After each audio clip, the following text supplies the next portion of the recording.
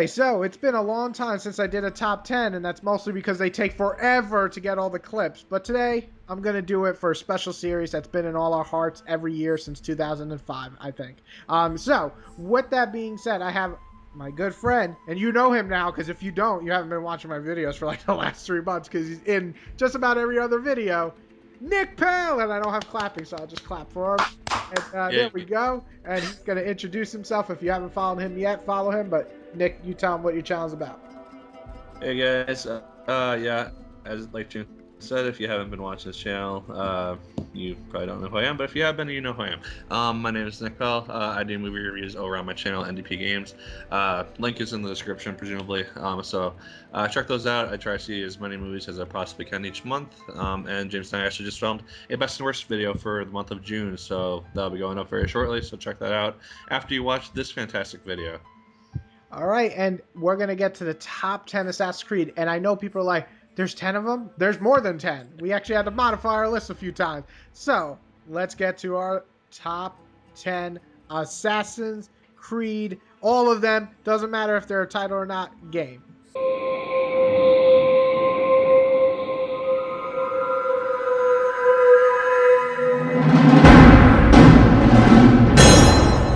Alright, so number 10 on this list is going to be Assassin's Creed Liberation.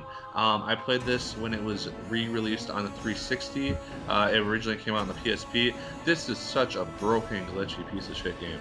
And it tries to do something different in regards to, like, you put on different clothes to get into different situations and have that aspect. It just doesn't really work that well because it just takes away from the fun of just being an assassin, being able to roam around in this world. It has unique environments, has a unique setting, different story, but it just doesn't really work in regards to fun. And I just really didn't care about the main character at all. I thought the game was just extremely boring, and you have to do something to unlock like the assassin ending, quote unquote, because the game is technically like an Abstergo creation, so you have to do something weird with that, and it's just not that fun of a game, and I honestly got really bored with it by the very end. I finished it, but I did not have a fun time doing so. Yeah, and it's such a shame because we finally had a female assassin's character, and they just didn't live up to the potential that it could have been. Still better than Chronicles, though. We can all agree there. Oh yeah.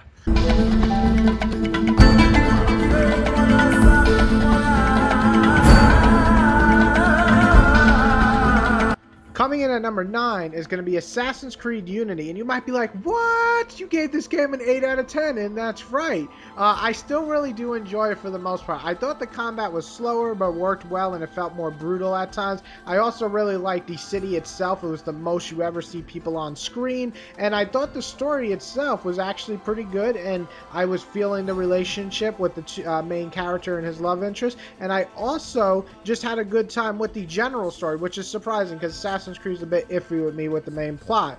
On the flip side, though, this game had some major issues. The glitchy multiplayer, or just the glitches in general, where you're running around, sometimes the game freezes, you fall through the wall, characters' faces become disfigured, dialogue skipping, just so many issues that it felt so unfinished. Maybe like another year and this game would have been very solid. And also the multiplayer, while I did enjoy it when it worked, it didn't work a lot of the time. My friend would come into my game, we'd do half a mission, he'd just disappear, and he'd lose all the mission. So that's just not cool. There's so many problems with the actual programming of this game that it obviously cannot be better than most of the games on this list.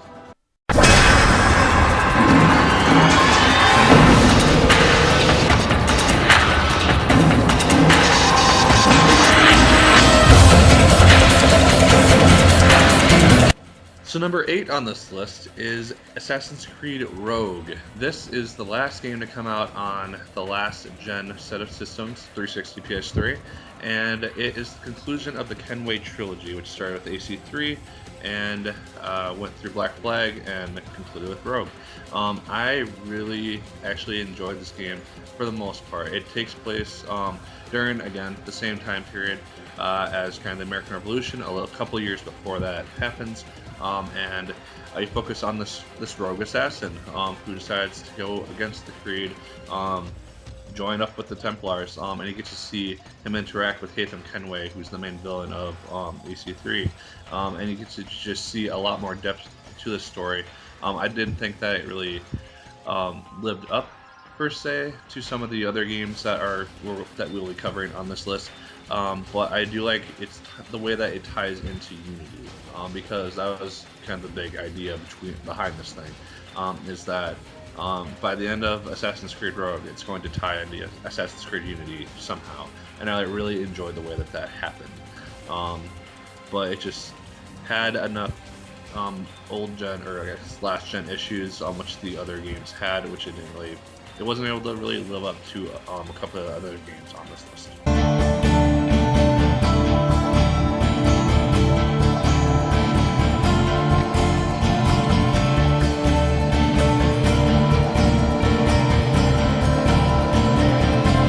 Coming in at number 7 is going to be Assassin's Creed 3. Now listen, when I gave this game its review, I didn't give a review score. Remember, I let the bomb go off when I was supposed to say the review score and people just flipped out on me? Well, that's because I still don't know what I feel about this game. There's some things I love. The environments in this game are absolutely stunning at times when you're running through the forest. And also some of the great movements when you're taking down an enemy and then continuing to move after you attack them is great. Things like that really brought it. But things like the story of this piece of shit story that was in this game was so bad. It was so boring. Connor was absolutely the worst main character ever in the Assassin's Creed series for me.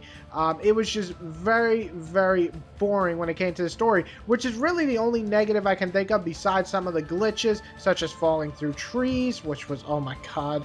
Also, the stealth was somewhat odd, like you would be hiding in a bush and sometimes enemies can see you for no reason. There were things like that that felt kind of more in line with Unity, where there was too many glitches, but not nearly as many as Unity. But on the flip side, the combat was much improved. The actual blood splatter that stayed on your uniform was cool. Things like running and killing were great. And like I said, some of the environments were wonderful. But, of course, the faults hold it back from being any higher than number 7. It's a game that I played actually quite a lot when it came out. And I enjoyed it for a good chunk of the time, because I even bought the DLC of the Tyranny of King Washington, which came out afterwards, which is this Ultimate Universe thing.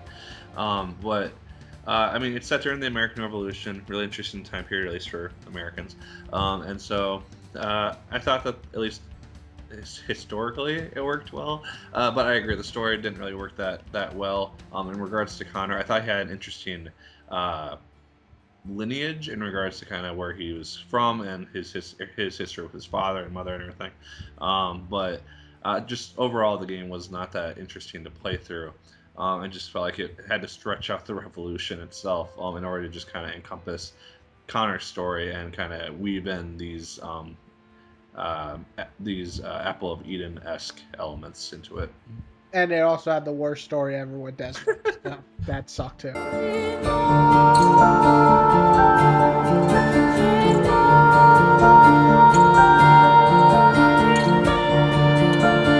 This game started out the franchise, and it was very, very new when it came out. It was the first game to have the idea of this assassin in I don't remember the exact year, sometime around 1000 or so AD, maybe, I don't know, something like that. You're going to all these biblical cities, and you're taking down these targets for whatever reason.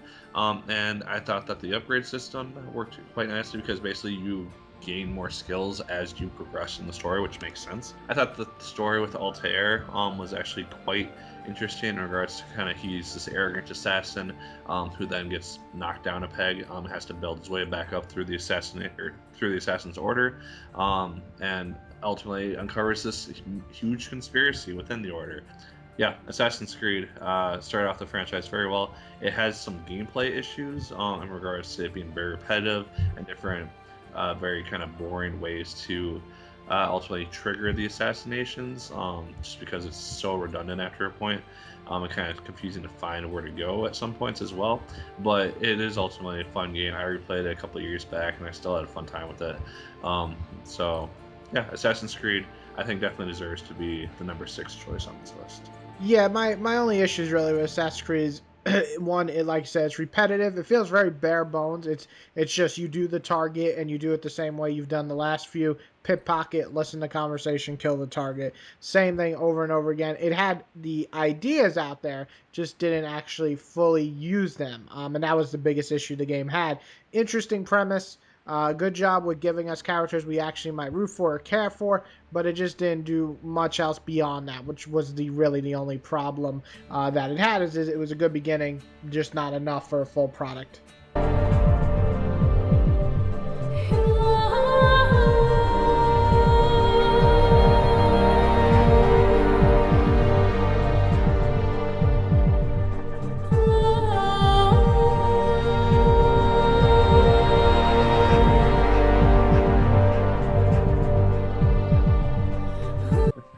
All right, so coming in at number 5 is Assassin's Creed Revelations, and this game is kind of a mixed bag for me as well. Just like Assassin's Creed 3 and Assassin's Creed, they're all kind of interchangeable, where they have good ideas, just not very well done. What Revelation did really well was give a final chapter to Ezio. Is that how you say his name? Ezio. All right, I got it right for once. And you get to actually see his goodbye in a way. You have to watch the movie, but it's still there. You get the tragic story of Altair and his ending, which is just absolutely fucking sad.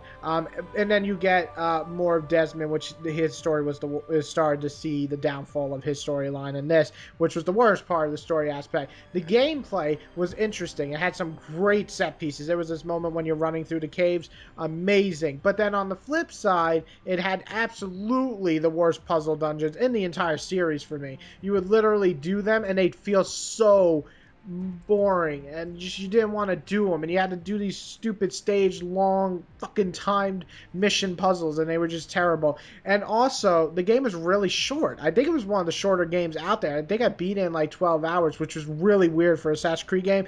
And the biggest fault was that goddamn mini game where you do this tower defense shit.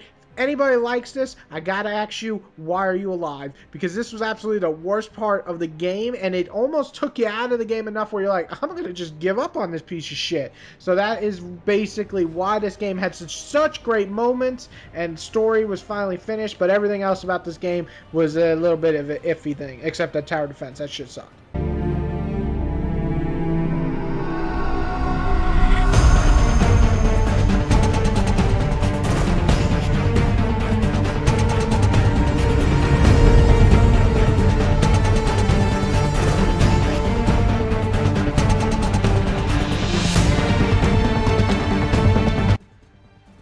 So number 4 on this list is one that I'm actually replaying right now on PS4, and that is Assassin's Creed 4 Black Flag. This was the very first really open world Assassin's Creed game. All the other ones, and including Syndicate, which came out last year, have been more of a sandbox title. They haven't allowed you to really explore the world that the game is set in to a vast extent. You get to go on a ship, you get to sail all around the Caribbean, take down as many ships as you want to, kind of upgrade your ship as you need to. The combat is still easy as fucking hell once you master it. You can just take down even the most advanced enemies once you know what you're doing. So that is one flaw with it, which a lot of these games really have.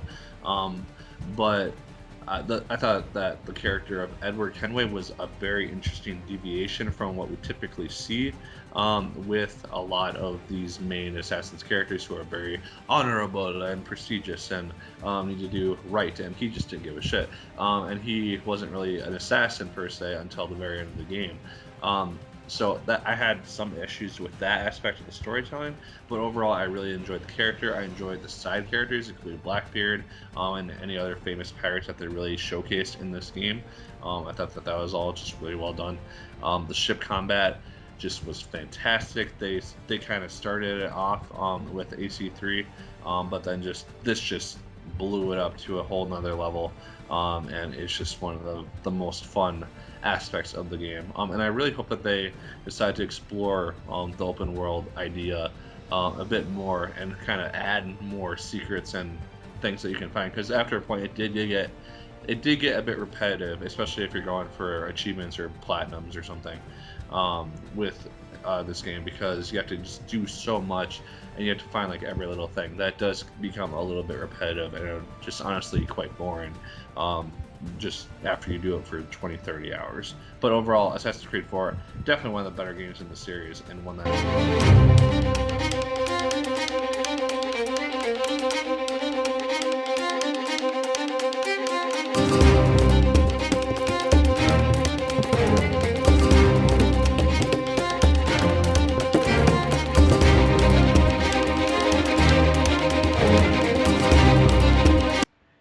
Okay, coming in at number 3, and now the next 3 are really interchangeable when it comes to just such great games, but Brotherhood did a lot for me that made me love this series. First off, it was a continuation straight from Ezio, and Ezio is definitely by far the best character in this series. So getting more of him is always a good thing. We get to see him in his middle stage of life, in his life of getting a bit older, trying to figure out where he's going to end up, and while Revelations kind of wraps up where he meets his love of his life and everything, this was a great way to kind of be like, what do I do now? I'm not a kid. I'm not arrogant and young and then lost his family and hell-bent on revenge. I'm in the middle. And of course, with his uncle dying in the first 10 minutes, you have that revenge story back, but not in the same way. It's a more adult, more mature Ezio. So the story was really well done. One of the best new features in the series was training your assassins and having them fight with you in battle. And then one of the coolest things that they started adding in the series were set pieces in this title, where stuff is blowing up and you actually watch Ezio move with the animation that you unfortunately couldn't do, but get to actually move with that, and it looks so goddamn great with the set pieces added to the series. So Brotherhood, for a lot of reasons, including all the ones I mentioned, is one of the best Assassin's Creed games ever created. Brotherhood is, I agree, it's one of the better games of the series, definitely worthy of the top 3 spot. It's not really one that I remember a lot about, to be frankly honest, just because it's been such a long time since I played it. But just being able to upgrade your assassins, train them as you need to, send them off on missions, I believe. And again, the set pieces were really interesting. It had a really intriguing villain, because it kind of AC2, that ending kind of set up who you thought was going to be the villain, and then it ended up being someone completely different, and had a very interesting storyline with that character. And just seeing Ezio in this new city, he's in Rome, and it's just a very cool thing to see the game continue on. And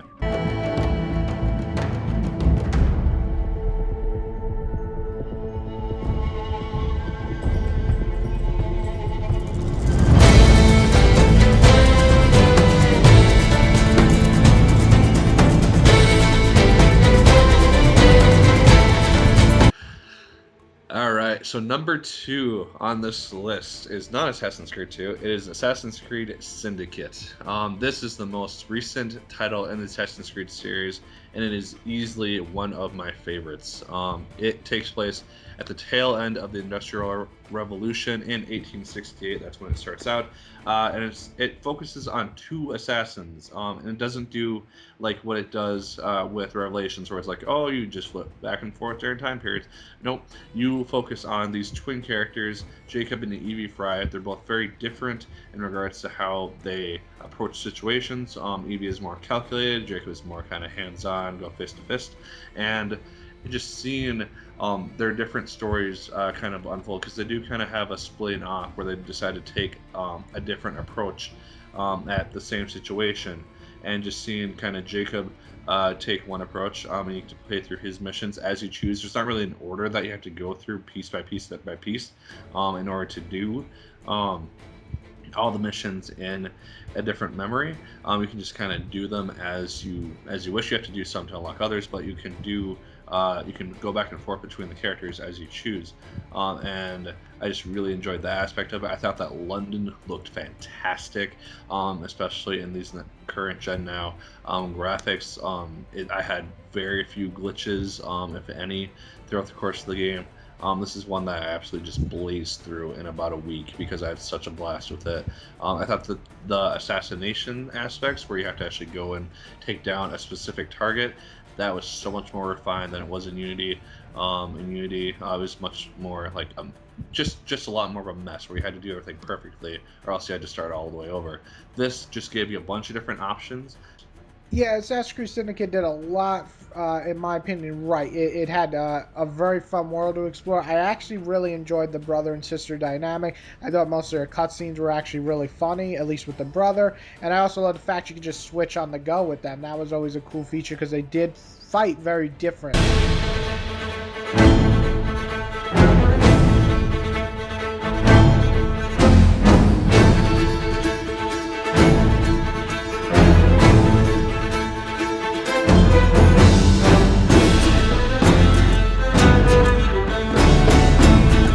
And here comes number one, Assassin's Creed 2. And for so many reasons, some of the games we actually listed probably done things better than Assassin's Creed 2, without a doubt, as any series should when they're progressing. But what did 2 do that was so good? It fixed everything that was wrong with 1. It made Assassin's Creed a powerhouse series. When you played 2, it had a bigger world, had so much more missions to do. You can tackle missions so differently. You want to be more stealth, maybe you want to pickpocket, maybe you want to listen, maybe you want to kill this person, maybe you want to hide this body. All the things that you wanted in the first one were here and present. It gave you a much better story in terms of giving you a character you can root for. When you saw Ezio, you actually got to see him as a young kid before he was an assassin, turn into an assassin, and you were like, yeah, we're gonna fuck these guys up for killing your family, man. And it was just a very well put together story. And on top of all that, all the great gameplay, all the great Ezio story, you had a Desmond story that was actually interesting. You got to play with him in modern time. You got to assassinate people with Desmond and beat the shit out of them hand to hand. And it was something that you didn't get in the first game that I wanted. So it did everything. It took the first game and improved in every way. Nothing 1 did, 2 didn't do better. And that is exactly what you want from a sequel. Yeah, I mean, like you said, this is the game which really made Assassin's Creed a notable franchise because number one, the first game, it was good. It didn't really blow people away because again, I think that the repetitive kind of gameplay way that you get to the assassinations just really started to deter people after a while. Assassin's Creed 2 redefined the combat system, redefined kind of how you play this game. It gave you a very interesting character set in the Renaissance era in Italy. Yeah, Assassin's Creed 2 is one that I would play again in a heartbeat if they re-released it on PS4, 3, and Xbox One, because it's just such a fun game and I have such good memories of this game from first time I played it. Exactly. So, I mean, that wraps up our list. I would really love to see all the lists that we're going to get below. And my favorite thing about it is comparing them, because sometimes you get an odd one that you totally disagree. And maybe for some reason, Liberations or Unity is like in your top 3. And it sounds crazy. And trust me, it just gets weirder and weirder with the list I put out. But when I get them, it's always enjoyable to compare and even question why you put that, and sometimes I get a legitimate answer that I can't argue with. So please, by all means, this is a lot of games to choose from. Even if you didn't play them all, maybe make a top 5 if you only played 5 of them. But I would love to see what you guys think of the Assassin's Creed series. As much as some people think that it's put out way too much, this is a series that has definitely made its name in gaming. It has some excellent titles, some solid titles, some okay, and a couple of bad. So I want to see your list. I hope you enjoyed our list. If you like us, then hit that like button. If you love us, though, hit that subscribe button. And everybody, have a good day. There's no way to greet a guest. Where is Jacopo? He knows you come for him, emerging only in darkness to meet with the others. That answers when. Now tell me where.